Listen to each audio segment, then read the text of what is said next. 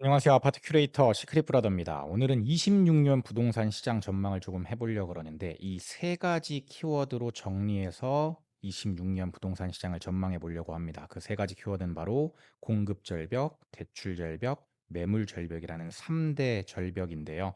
이 3대 절벽이 지배하는 26년 부동산 시장은 어떻게 될까요? 오늘 영상에서 그 힌트를 드리도록 하겠습니다. 부동산알 114의 윤지혜 랩장님이 이런 말씀을 하셨습니다. 이제 시장은 도와주는 주체가 사라진 구조로 진입했습니다.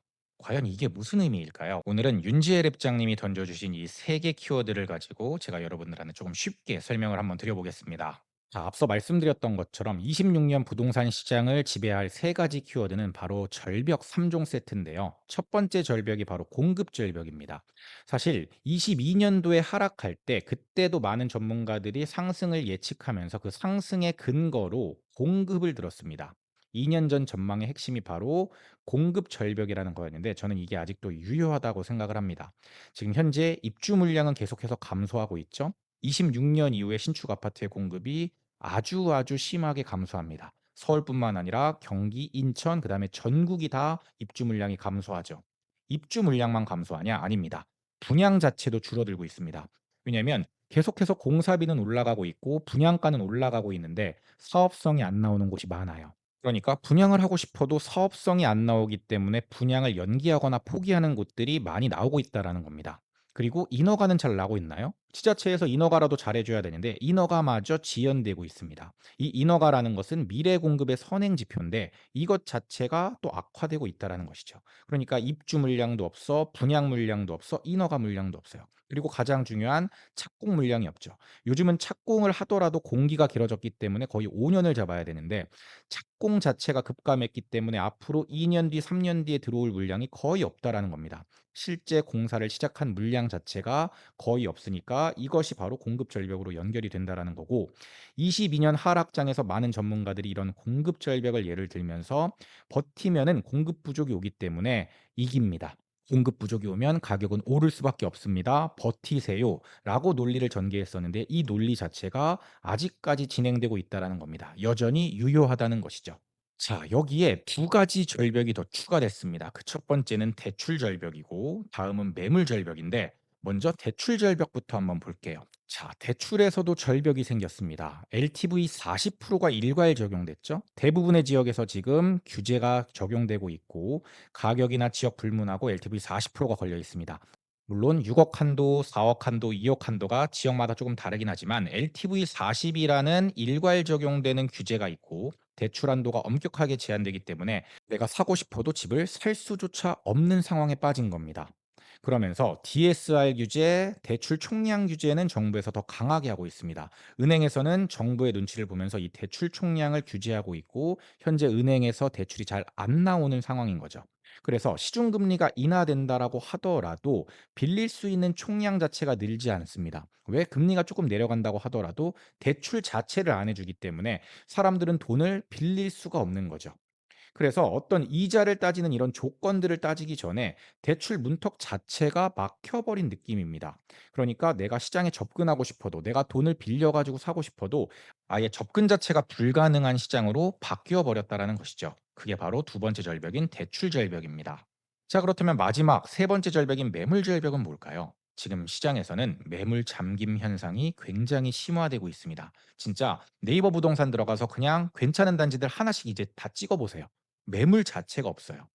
이게 바로 대출 규제의 나비 효과라고도 볼 수 있는데 이게 매도자한테 영향을 미치는 거죠. 자, 매도자는 어떤 생각을 하냐면 1주택 갈아타기를 하려고 하는 사람들이 많습니다. 왜? 정부가 똘똘한 한 채를 주장하기 때문에 똘똘한 한 채로 유도하고 있기 때문에 바로 갈아타기를 하고 싶어 하는 수요들이 많은데 이 사람들이 막혀 버렸습니다.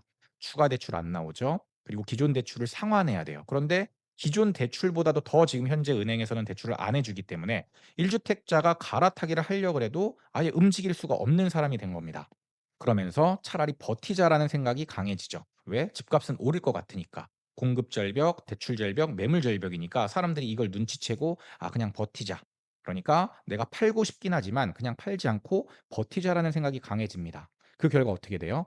시장의 거래는 완전 실종이 되고 호가는 떨어지지 않는 상태에서 급할 게 없으니까 사람들은 버티게 되는 거죠. 그래서 시장은 매물 절벽으로 빠진 거고 시장에서는 매물 절벽, 대출 절벽, 이 공급 절벽의 세 가지 절벽에 막히면서 시장 자체가 떨어질 수가 없는 상황으로 가버린 겁니다. 시크릿 큐레이팅 문의는 고정 댓글을 참고하세요. 이제는 정말 각자 도생의 시대가 됐어요. 아무도 도와주지 않습니다. 정부도, 은행도, 가족도. 이런 과거의 조력자들이 없다고 생각하시고 여러분들이 각자 도생을 하셔야 되는데요. 이렇게 각자 도생을 해야만 되는 이유, 도와주는 손이 사라진 이유가 무엇일까요? 정부 측면에서 먼저 볼까요? 정부에서 과거에는 특례보금자리란도 해주고 대출 금리도 조금 낮춰주고 그래도 실수요 서민을 위한 대출들을 조금 많이 해주는 편이었습니다. 그런데 신생아 특례 대출, 특례 보금자리론 이런 것들을 축소하거나 없애거나 제한해 버렸어요. 정책 자금으로 시장의 숨통을 틔워주던 시기가 끝나버린 거죠. 자, 은행은 어떻죠? 자, 방어적으로 리스크 관리를 하고 있죠. 정부에서 대출 더 많이 해주지 마. 대출 많이 해주면 너네 내가 째려보고 있을 거야. 그러면서 예외 승인을 해주는 지점 자체적으로 하는 그런 특판 상품들이 있었는데 이런 케이스들이 굉장히 많이 줄어들었습니다. 그리고 정부의 눈치를 보기 때문에 적극적으로 대출 영업을 하는 것이 불가능해졌어요. 그러니까 시중금리가 내린다고 하더라도 정부 자체가 배짱 장사를 할 수밖에 없습니다. 왜? 어차피 대출 많이 못 해주니까 이자라도 높이 받자. 그리고 내가 이자 조금 높이 받아도 어차피 대출이 잘 안 나오니까 사람들은 나한테 올 수밖에 없어라는 은행이 자신감이 있는 겁니다. 자, 그러니까 철저히 내 돈만 가지고 싸워야 되는 시장이 돼버린 겁니다. 가족과 전세 시장의 도움도 기대하기가 어렵게 만들어 버렸거든요. 일단 가족 지원들을 이제 많이 받았었는데 가족이나 지인 대출을 많이 받았었는데 집값 자체가 높아졌기 때문에 부모하고 지인한테 도움을 받는다고 하더라도 돈이 부족한 경우가 많습니다. 그리고 토어제로 걸려 있으면서 자금 출처를 조금 명확하게 그리고 소명을 되게 깔끔하게 해야 되기 때문에 까다로운 조건을 가진 사람들은 이 자금 출처를 증명하는 거를 굉장히 어려워합니다. 그런 것도 철저히 이제 내 돈을 가지고 있는 사람들과 좀 구분이 되는 거죠. 그리고 마지막으로 전세 레버리지를 활용한 투자가 지금 구조적으로 어려워졌죠. 토어제 지역에서는 갭 투자 자체가 안 됩니다. 그래서 전세 레버리지를 끼고 내가 조금 부족하지만 미리 좀 전세 끼고 사 놨다가 나중에 들어가야지라고 하는 수요들도 다 막혀 버렸다라는 겁니다. 그래서 다시 한번 말씀드리면 26년 부동산 시장은 각자 도생의 시장으로 흘러갈 겁니다. 그건 바로 삼중 절벽의 시대 때문에 그런데 첫 번째 절벽은 공급 절벽이었죠. 26년 이후로 서울뿐만 아니라 경기, 인천, 전국, 그러니까 광역시 단위, 그다음에 지방 중소도시까지 모두가 다 입주 물량이 급감합니다. 그리고 대출 절벽은 계속해서 이어질 확률이 높죠. 정부가 규제를 풀어주지 않는 이유에 대해서는 제가 지난 영상에서 설명을 드렸습니다. 그리고 마지막으로 매물이 없죠. 왜? 팔려는 사람도 매물을 내놓지 않고 수요자는 계속 쌓여 있는 상황에서 매물 자체가 없기 때문에 나오는 괜찮은 물건들은 나오는 족족 거래가 되기 때문에 그렇습니다. 그러면서 시장에 매물이 없고 괜찮은 물건들이 없기 때문에 가격은 계속 올라갈 수밖에 없는 구조가 된 거죠. 그래서 지금은 정말 노 헬퍼스입니다. 도와주는 사람이 없어요. 조력자의 부재인 상황이고 아무도 도와주지 않는 상황이라서 나 혼자 스스로 살아남아야 되는 시장이 된 겁니다.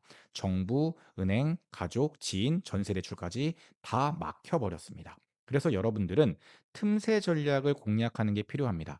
지금 내가 조금 돈이 부족하지만 그리고 내가 가고 싶은 곳이 있는데 내가 지금 뭔가 다음에 나올 규제나 이런 것들에 대해서 불안하지만 이런 것들을 뚫을 수 있는 틈새 전략이 필요한 시장입니다. 모두가 멈출 때 본인 상황에 맞는 돌파구를 찾아야 되는 거고 이런 돌파구를 찾는 사람은 26년 부동산 시장에서도 살아남을 수 있을 거라고 생각합니다. 저는 개개인 맞춤형으로 1대1 상담을 진행하고 있거든요. 과거에는 부동산 강의를 통해서 제가 조금 일반론적인 것들을 많이 알려드렸다면 이제는 각자 도생의 시대이기 때문에 각각 맞춤형 솔루션이 다르게 나옵니다. 소득에 따라서 지금 일자리의 위치에 따라서 그리고 대출 여부에 따라서 뭐 생애 최초냐 그게 아니냐에 따라서 다 솔루션이 다르게 나오고 어떤 지역은 많이 올라 있고 어떤 지역은 지금 덜 올라 있는 저평가 지역이기 때문에 이런 것들을 다 종합적으로 고려해서 각자한테 맞는 솔루션을 제공하고 있습니다. 저는 1대1 큐레이팅에서 지금 100명이 넘는 사람들을 상담을 했고 그분들 중에 거의 50% 정도가 매수를 하셨거든요. 그리고 결과도 굉장히 좋았습니다. 그러니까 이런 각자 도생의 시장에서 만약에 도움이 필요하신 분들은 고정 댓글 참고해서 1대1 큐레이팅 신청하시면 될 것 같습니다. 전 이렇게 생각합니다. 위기 속에서도 기회는 준비된 자에게만 온다라고 생각을 해요. 그러니까 여러분들이 얼마나 그 기회를 잡을 수 있는 눈을 갖고 있느냐, 얼마나 준비가 되어 있느냐에 따라서 26년 시장이 희망의 시장이 될 수도 있고 다른 사람들한테는 절망의 시장이 될 수도 있는 거죠. 너무 막연한 낙관도 하지 마시고 그렇다고 꼭 비관적이 될 필요도 없습니다. 저는 냉정한 현실 인식과 나만의 전략을 세우는 게 가장 중요하다라고 생각을 합니다. 제가 앞으로도 영상과 글 통해서 여러분들의 좋은 선택에 계속 도움드리도록 하겠습니다. 자, 오늘은 공급 절벽, 대출 절벽, 매물 절벽이라는 세 가지 키워드를 가지고 26년 부동산 시장을 전망해 봤습니다. 오늘 영상이 여러분들한테 도움이 되셨으면 좋겠습니다. 저는 지금까지 아파트 큐레이터 시크릿 브라더였습니다. 감사합니다. 시크릿 브라더 채널을 구독, 좋아요, 알림 설정 부탁드려요.